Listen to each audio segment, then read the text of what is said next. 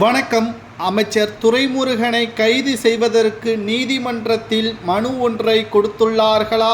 7 ஆண்டுகள் வரை அமலாக்கத்துறை அதிகாரிகள் அமைச்சர் துரைமுருகனை சிறையில் வைப்பதற்கான ஏற்பாடுகள் செய்து வருவதாக கிடைக்கப்பெற்ற தகவலையும் என்ன ஆதாரங்கள் எல்லாம் செந்தில் பாலாஜி அவர்கள் வீட்டில் எடுக்கப்பட்டது போல் தற்பொழுது அமைச்சர் துரைமுருகன் அவர்களது வீட்டில் எடுக்கப்பட்ட ஆவணங்களால் ஒட்டுமொத்த அமைச்சர் பதவியும் எம்எல்ஏ பதவியும் பறிபோகக்கூடிய நிலைமை உருவாகிவிட்டதா என்பதை தான் இந்த வீடியோவில் முழுமையாக நாம் பார்க்க போகிறோம். வீடியோவை மட்டும் ஸ்கிப் பண்ணாமல் முழுமையாக பாருங்கள். கிட்டத்தட்ட 2019ஆம் ஆண்டு மக்களவை தேர்தலில்தான் துரைமுருகனின் மகன் கதிரானந்த் அவர்கள் வேலூர் தொகுதியில் போட்டியிடும் பொழுது வேட்பாளருக்கு பணத்தை கொடுப்பதற்காக 200 ரூபாய் புதிய நோட்டுகள் கட்டுக்கட்டாக சுமார் 11 கோடி ரூபாய் பூஞ்சோலை சீனிவாசன் வீட்டில் கைப்பற்றப்பட்டதாகவும் கதிரானந்த் வீட்டில் 11 லட்சம் ரூபாய் கைப்பற்றப்பட்டதாகவும் அப்பொழுது வழக்கு பதிவு செய்யப்பட்டது. அதன் விசாரணை தொடர்ச்சியாக தற்பொழுதும் நடைபெற்று கொண்டிருந்தது. இந்த புத்தாண்டின் முதல் சோதனையே துரைமுருகன் வீட்டில்தான் என்பதையும் அமலாக்கத்துறை அதிகாரிகள் பதிவு செய்துவிட்டார்கள்.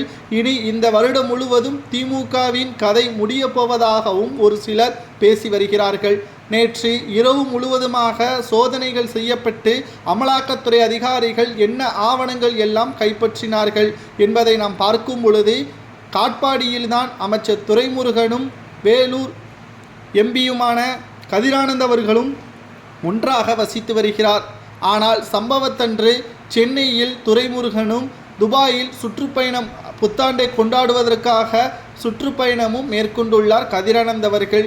இதனால் காட்பாடி வீட்டில் வேலையாட்கள் மட்டும்தான் இருந்துள்ளார்கள். மேலும் 6 மணி நேரம் காத்திருப்பிற்கு பிறகு கதிரானந்த் அவர்கள் அனுமதி கொடுத்ததற்கு பிறகு கடப்பாடையுடன் உள்ளே சென்ற அமலாக்கத்துறை அதிகாரிகள் மூட்டை மூட்டையாக ஆவணங்களை கைப்பற்றியுள்ளார்கள். இந்த ஆவணங்கள் அனைத்தும் குறிப்பாக மணல் மாஃபியாக்களின் சம்பந்தப்பட்ட ஆவணங்களாக இருக்கும் என்றும் தற்பொழுது சமூக வலைதளங்களில் பேசப்படுகின்றன.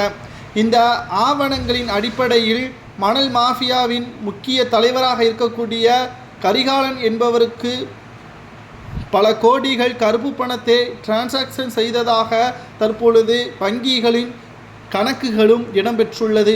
இதை வைத்துக்கொண்டு 2 நபர்களில் யாராவது ஒருவர் இதற்கு முழுமையான பொறுப்பை ஏற்றுக்கொண்டு சிறையில் அடைக்க வேண்டும் என்பதுதான் அமலாக்கத்துறையினர் திட்டம். ஒன்று கதிரானந்த், மற்றொன்று துரைமுருகன் என்றும் கூறப்படுகிறது.